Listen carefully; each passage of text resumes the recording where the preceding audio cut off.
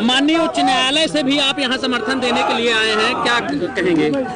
देखिए, सबसे पहले ये कहेंगे कि हम उस समाज से हैं, अधिवक्ता समाज से, जो समाज भारत को, आप जैसे पत्रकारों को और भारत के प्रत्येक नागरिकों की रक्षा के लिए, भारत में आजादी दिलाने के लिए हम अंग्रेजों से लड़ गए।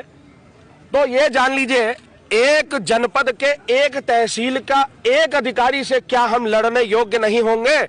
हमारी आवाज जब शांतिपूर्ण तरीके से हम दरख्वास्त कर रहे थे, क्योंकि हमारा जो हथियार है वो सिर्फ और सिर्फ हमारी कलम है, हम कलम के सिपाही हैं।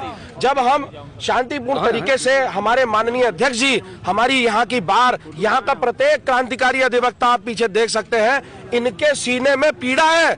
और जब इस पीड़ा को बयां करने के लिए ये गए वहां के अधिकारियों के पास, तो अधिकारी उल्टा शोषण करके यहाँ गुंडागर्दी करता है। आप ये जान लीजिए कि अगर ऐसा ये नहीं करते हैं और अभी भी इनको यहाँ से वापसी नहीं भेजा जाता है तो उग्र आंदोलन तो निश्चित होगा। मैं भी अखिल भारतीय संयुक्त अधिवक्ता परिषद का प्रदेश अध्यक्ष हूँ। पूरी जिम्मेदारी और पूरे होशो-हवास के साथ कहता हूँ पूरे अधिवक्ता समाज को और इस बार को ये आश्वस्त करता हूँ कि अगर 75 जिले और 18 मंडलों का अधिवक्ता इस धरा पर ना हो तो आप कहिएगा। दूसरी चीज कि अगर यहाँ पर कुछ भी ऐसी चीजें जो सबूतों के आधार पर, हम माननीय उच्च न्यायालय भी जाएंगे और जब हाई कोर्ट में ऐसे अधिकारियों को तलब किया जाएगा तब अधिकारियों को पता चलेगा कि इनके ऊपर भी कोर्ट है, इनके ऊपर भी न्यायालय है। और जब शासन नहीं सुनता, प्रशासन नहीं सुनता, तो देश की कोर्टें सुनती हैं। और जब कोर्ट अपना फैसला सुनाती है तब इस जैसे भ्रष्ट अधिकारियों को फिर से अपनी जो भी कलम का वो दुरुपयोग कर रहे हैं वो समझ में आ जाता है कि घोड़े को चारा खिलाना है या आम गरीब मजलूम जो इधर गांव का वादकारी आ रहा है, एक सम्मानित अधिवक्ता आ रहा है, उसकी आवाज को बुलंद करके वहां तक पहुंचाना है और सही ढंग से आदेश पारित करना है। ये बात ध्यान रखिएगा कि अगर इधर का एक भी अधिवक्ता को यहाँ का अधिकारी जो डंडा दिखाने की कोशिश करता है, और इधर एक पत्र भी मेरे हाथ में लगा जहां पर कोर्ट उतारने की बात करता है, उन्हें खुली चेतावनी देते हैं आपके चैनल के माध्यम से, पूरे प्रदेश के एक एक अधिवक्ता के माध्यम से, कि भले उत्तर प्रदेश में एडवोकेट प्रोटेक्शन एक्ट ना लागू हुआ हो, लेकिन हमारा संगठन अभी भी इतना मजबूत है कि इन जैसे भ्रष्ट अधिकारियों को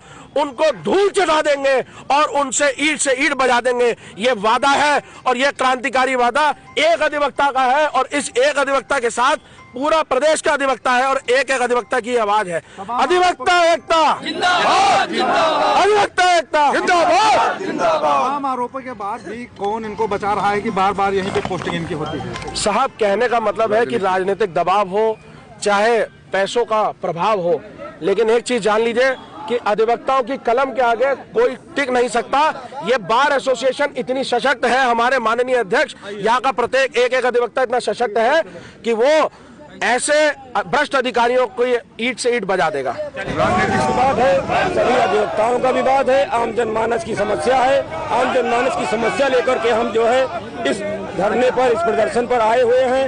एसडीएम श्री अभिनव कनौजिया जी निरंतर इतना ज्यादा रिश्वतखोर है कि इनके आय से अधिक संपत्ति की जांच हो जाए और ये बार बार यहाँ आते हैं। इस तहसील में चारागाह बना लिया है, यहाँ इस तहसील की बोली लगती है, बोली लगाकर ये बार बार तीसरी बार यहाँ आए हुए हैं। कभी न्यायिक तो कभी प्रशासनिक, ये बार बार यहाँ आते हैं, बगैर रिश्वत लिए कोई आदेश नहीं करते हैं। जिन पत्रावलियों में 4 तारीख नहीं है तो उसमें 3 तारीख 2 तारीख को आदेश पारित कर देते हैं। चकबंदी गाँव में जहाँ भी दफा 80 की कमर्शियल की कार्यवाही नहीं हो सकती है, वहाँ 15 बिस्वा, 1 बीघा 10 बिस्वा जरीबी से अधिक का जहाँ खेती बागबानी है, खेती हो भी रही है, वहाँ का मन चाहे 10-10, 5-5 लाख रुपए ले करके वहाँ पर ये कमर्शियल कर देते हैं, आकर्षित कर देते हैं और अधिवक्ताओं का ये कहकर खारिज कर देते हैं कि गांव चकबंदी प्रक्रिया के अंतर्गत है, इसलिए यहाँ पर 80 की कार्यवाही नहीं होगी। हमारे पास सबूत हैं, सब सबूत रखे हुए हैं, रिकॉर्ड रखे हुए, सारी नकलें आदेश इनके द्वारा किए हुए रखे हैं। यहाँ तक कि 100 पत्रावलियाँ खारिज कर देते हैं। ऑर्डर पर ये दर्ज करने के बाद भी यहाँ तक कि कुछ नहीं करते हैं, ऑर्डर शीट भी नहीं लेते हैं।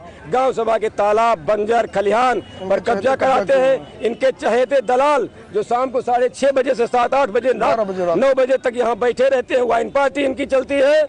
और यहाँ तक कि ये मुवक्किल जो हमारे 101, 107/126/170 170/126/135 BNSS के जो आते हैं उनको या तो ये जेल भेज देते हैं, कोई अधिवक्ता अगर आवाज उठाया तो ये बगैर न्यायालय में आए अपने आवाज से जेल भेज देते हैं, या तो उस अधिवक्ता को परेशान करते हैं, उनकी पत्रावलियों को खारिज कर देते हैं। महज सिर्फ दलालों के लिए यहाँ आए हुए हैं।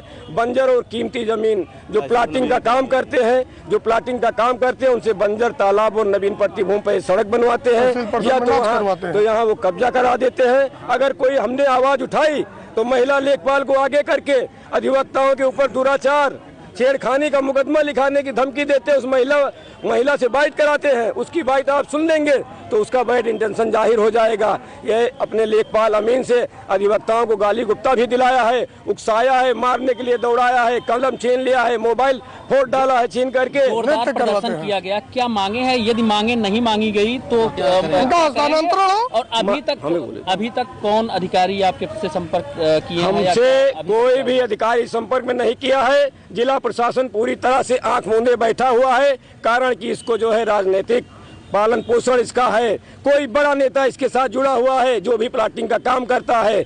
अब हम माननीय मुख्यमंत्री जी से मिलेंगे और हमारी बसें सारे तहसील के पूरे जिले की और सुल्तानपुर जिले से भी हमने समर्थन मांग लिया है। दीवानी न्यायालय में भी आज हड़ताल है, पूरे प्रदेश से बसें जाएंगी और उग्र आंदोलन होगा। अब इनको ट्रांसफर ही नहीं, इनके निलंबन और बर्खास्तगी की मांग भी हम कर रहे हैं और इसके आय से अधिक संपत्ति की जांच की भी मांग करते हैं और इनके क्रियाकलापों की मांग करते हैं। जो इनके लेखपालों ने अधिवक्ताओं को गाली गुप्ता दिया, जो अमीन ने दिया, उनको भी निलंबन और यहाँ से हटाने की भी मांग करते हैं। जब तक नहीं सब हटेंगे, इनका पूरा अमला जब तक यहाँ से नहीं हटाया जाएगा, तब तक हम बैठने वाले नहीं है। पूरे जिले में, पूरे प्रदेश में, अगर संभव होगा तो पूरे देश में हम आंदोलन करेंगे।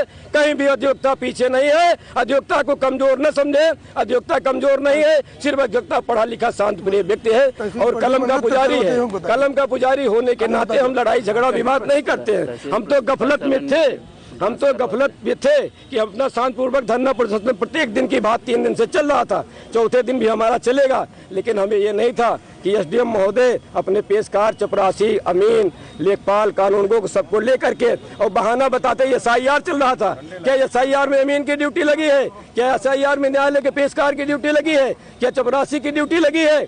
ऐसा कुछ नहीं है, ये झूठ बोल रहे हैं। इसी न्यायालय में लगे, आसपास लगे कैमरों से जांच कराई जा सकती है। ये कभी भी ना तो जन सुनवाई करता है, ना तो जनता की कोई समस्या का निराकरण करता है। यहाँ तक कि जो तहसील दिवस में प्रार्थना पत्र दिए जाते हैं, अगर 100 प्रार्थना पत्र दिए गए तो 10-15 प्रार्थना पत्र जो ये दर्ज होते हैं, बाकी सब फाड़ के फेंक दिए जाते हैं और कभी जन सुनवाई भी नहीं करता है। और आए दिन सिवाय घूसखोरी के कहता हमें ऊपर तक देना है, हमें कुछ कोई कर नहीं पाएगा। ऊपर तक हम देते हैं और कहता किसी अधिकारी के पास घोड़ा है, हम वहाँ तक की उसकी भी व्यवस्था हमको करनी पड़ती है। घोड़े के नाम पर के लिए जो है 1,500 रुपये रिश्वत लेता है कि वहाँ चना देना है। किस अधिकारी के पास घोड़ा है? आप लोग पता करिए कि कौन सा जिले के अधिकारी के पास घोड़ा जिसके लिए यहाँ चिल्लाता है और चना की व्यवस्था के लिए घूसखोरी की बात करता है। ये मुझे नहीं पता।